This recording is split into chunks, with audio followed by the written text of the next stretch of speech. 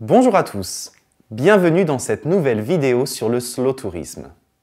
Après avoir évoqué les enjeux sociétaux et économiques de cette activité, je vous invite à faire un point sur ses composantes et son organisation.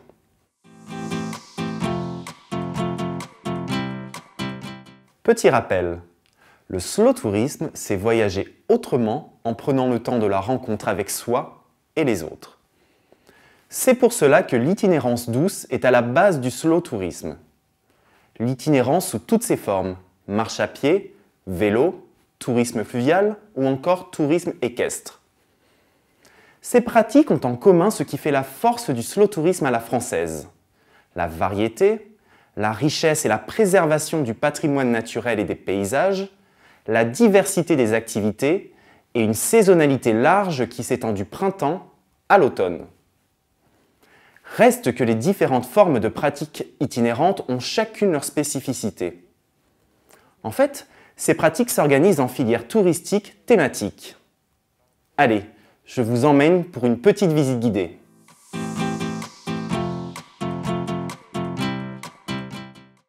Parmi ces filières touristiques, le tourisme à vélo est la plus dynamique du marché, structuré autour d'acteurs clés comme la Fédération française de cyclotourisme, France Vélo Tourisme ou des destinations comme le Centre Val-de-Loire. En 2014, on estime à 9,2 millions le nombre de séjours au cours desquels les Français ont pratiqué le vélo ou le VTT. Sans oublier les touristes internationaux, qui représentent 25% des touristes à vélo. Est-ce dû à la notoriété du Tour de France ?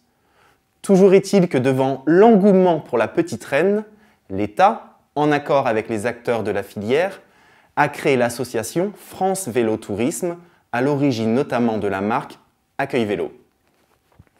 Parallèlement, les régions se sont, elles aussi, organisées. Résultat, des itinéraires phares maillent désormais nos territoires, comme la Loire à vélo qui accueille près de 900 000 cyclistes chaque année, la Vélodyssée sur le littoral atlantique, le Tour de Bourgogne, le Canal des Deux Mers à vélo, la Vélocénie, la Via Rona ou l'Avenue Verte Paris-Londres.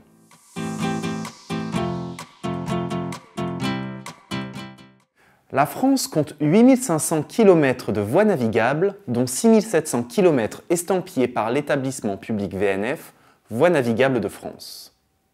Cette filière est subdivisée en 5 activités: les croisières, les bateaux de promenade, les péniches hôtels, la location de bateaux habitables et la plaisance privée. Le tourisme fluvial, c'est 10 millions de passagers par an et 70% de clientèle étrangère. Notons également l'essor de produits combinés comme le tourisme fluvestre, activité qui s'organise sur une voie d'eau ou sur les espaces terrestres situés à proximité immédiate d'une voie d'eau, permettant aux plaisanciers de faire du vélo, des randonnées, des balades à cheval pendant leur croisière.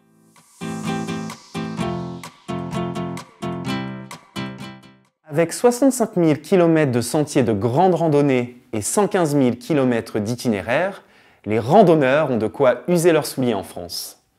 Les grands itinéraires sont nombreux, avec les célèbres chemins de Saint-Jacques-de-Compostelle, la Via Alpina, le chemin de Stevenson, le GR5 à travers l'arc alpin ou encore le GR20 en Corse. Il existe également des parcours originaux dans d'autres régions, comme la Haute-Loire avec Respirando, en Bretagne et en Alsace. Les principaux opérateurs de cette filière sont la Fédération française de randonnée pédestre, les comités de massif et les tours opérateurs spécialisés. C'est une filière en constante régénération, avec de nouvelles pratiques comme la marche nordique.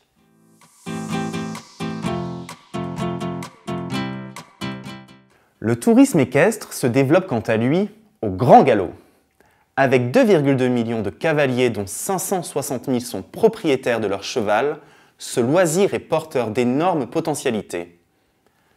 On identifie 2 grandes catégories de prestataires dans le tourisme équestre, les centres équestres et les opérateurs touristiques proposant randonnées et balades avec ou sans hébergement. Et puisque, comme le dit si bien le dicton, qui veut voyager loin ménage sa monture, je vous donne rendez-vous pour une prochaine vidéo sur le slow tourisme. À bientôt!